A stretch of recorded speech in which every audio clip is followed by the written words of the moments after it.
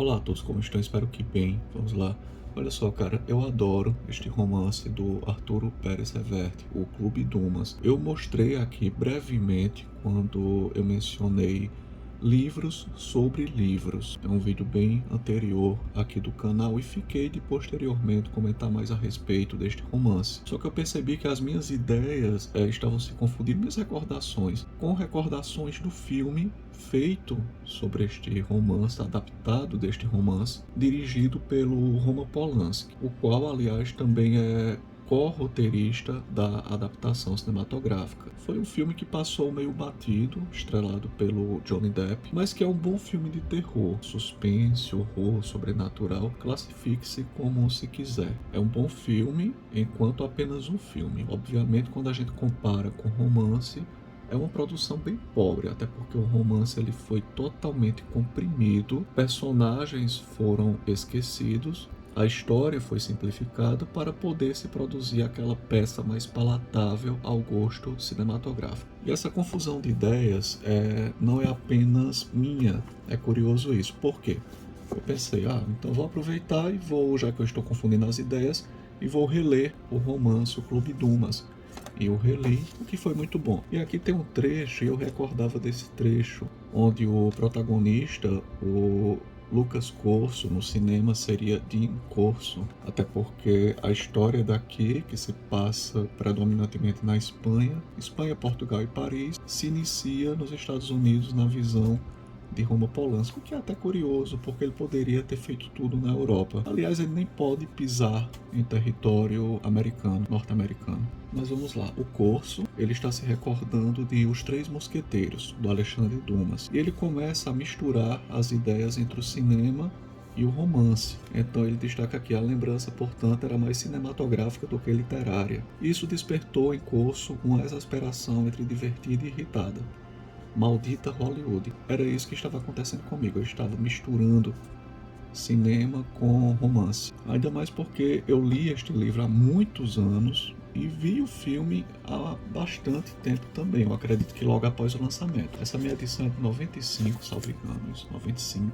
Eu acredito que eu a li em meados de 2000 e alguma coisinha. Além de Os Três Mosqueteiros, e muito de Alexandre Dumas e muito de romance capa e espada, como é de se esperar pelo título, né? O Clube Dumas. Aqui se faz muita referência a diversas obras, muitas obras literárias, muitas obras cinematográficas. O que eu mais destaco aqui de referência literária é Moby Dick, do Herman Melville, e também isso aqui, O Diabo é Namorado, do Jacques Cazotte. Além disso, eu pressenti muito de Umberto Eco aqui neste romance. É um romance que poderia ter sido escrito por Eco, se acaso Eco fosse mais popular, mais popularesco. Não que essa obra seja desleixada, pelo contrário, há muitas referências eruditas aqui, principalmente no campo da bibliofilia. Mas Eco tem sua forma mais densa de escrever, o que desagrada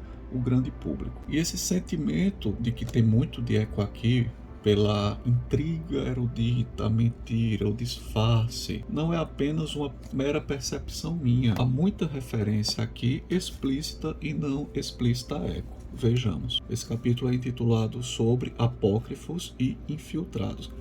Para mim, isso é uma clara referência, e não vejo como não ser, os apocalípticos e integrados, obra do Umberto Eco.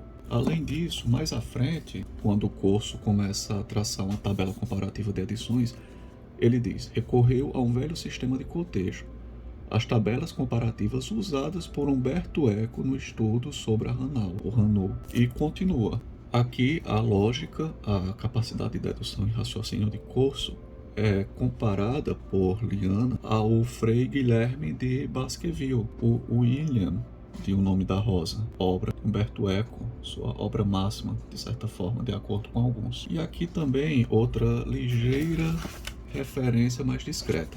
Dentro do Clube Dumas existe um certo professor de semiótica em Bolonha, ou seja, seria o próprio Umberto Eco. Então tem muito de Umberto Eco aqui, eu sou apaixonado por Umberto Eco, já falei a respeito de Umberto Eco aqui, tenho obras resenhadas em meu canal também, e fiquei com essa sensação. Agora vamos lá, do que se trata em si o Clube Dumas? No cinema, a adaptação ficou da seguinte forma: o Corso é contratado por um milionário conhecido como Boris Balkan para autenticar um livro de ocultismo. Só existiriam 3 volumes em todo o mundo e ele precisa fazer a comparação. Então ele sai dos Estados Unidos, vai a Portugal, depois a Paris, e uma série de eventos esquisitos começam a ocorrer, inclusive o fato dele ser abordado e ter como protetora uma mulher cujo nome não conhecemos, mas que é cercada por condições sobrenaturais. Então, durante esse processo de autenticação, várias pessoas vão morrendo, inclusive o seu amigo livreiro Bernie, que é dono de um sebo, e os donos dos outros volumes do livro maldito, do livro de ocultismo, escrito por um tal de Tórquia, possivelmente sob instruções do próprio Tinhoso. Isso é o resumo do filme. Agora, no romance, o que é que nós temos? Nós temos 2 obras envolvidas na trama. O Vinho de Anjou, que é um capítulo dos Três Mosqueteiros, que se trata de um manuscrito, e a obra do Tórquia. E além do Boris Balkan, nós temos também um personagem chamado Varo Borgia, um respeitado livreiro que realmente é ele quem contrata Corso para autenticar as obras. Então o que é que está acontecendo aqui? Arturo Pérez Reverte, ele procede como Eco em seus romances. Ele engana o leitor. A gente se concentra tanto no título Clube Dumas, no capítulo manuscrito do Vinho de Anjou, integrante dos Três Mosqueteiros, na figura da mulher fatal Liana e de seu assistente esquisito, que a gente começa a ser enganado sobre o que realmente está acontecendo. Na verdade, isso é apenas um chamariz dentro do romance, é uma mera bobagem. O Clube Dumas, na verdade, é uma mera reunião de pessoas ilustres que são fãs da obra de Alexandre Dumas e se reúnem anualmente como forma de homenageá-lo. Quem encabeça o grande sacerdote do Clube Dumas, o anfitrião, é o Boris Balkan, que não tem nada de mal, é uma pessoa totalmente pacífica. E o grande vilão da trama é realmente o Varo Borgia, que contratou Corso. Diferentemente da obra cinematográfica, o amigo livreiro de Corso, Bernie, no cinema, mas aqui se chama Flávio Laponte, não chega a falecer. É um personagem bem engraçado, é o lado cômico da trama. Representa o lado cômico da trama. Outra coisa interessante aqui é que no romance, a natureza sobrenatural da mulher sem nome, mas aqui chamada de Irene, como uma brincadeira com Sherlock Holmes, ela demonstra sua natureza sobrenatural em vários momentos. Eu gostei de destacar alguns aqui, vejamos. Ela compra um livro de presente para o Lucas, e o livro que ela compra é justamente O Diabo Enamorado, onde a entidade Biondetta se apaixona por um humano, por um ser humano, e dedica sua vida a ele por puro amor. No caso, uma entidade que não é benevolente, diga-se, mas que é benevolente com seu amado. Em outro momento aqui ela fala de um antigo amigo chamado Bileto, que sonha em voltar para o paraíso. No caso, o Bileto, para mim, para pessoas que conhecem pelo menos superficialmente um pouco de angiologia ou de demonologia, se trata de uma adaptação de Bilete, que é um anjo, se trata de um anjo caído. Ela vai deixando isso bem claro, né?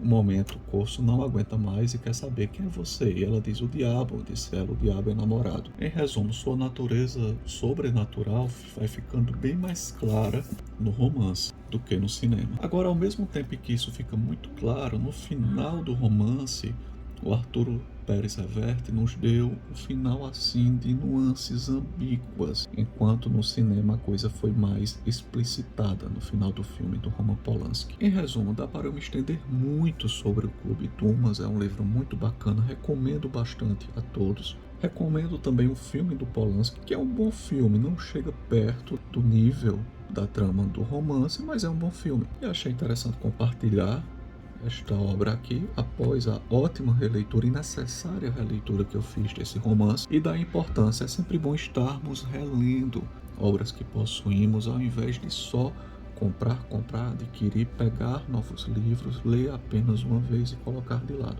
Eu acho que chega um momento com o avanço da idade, em que a releitura se torna essencial.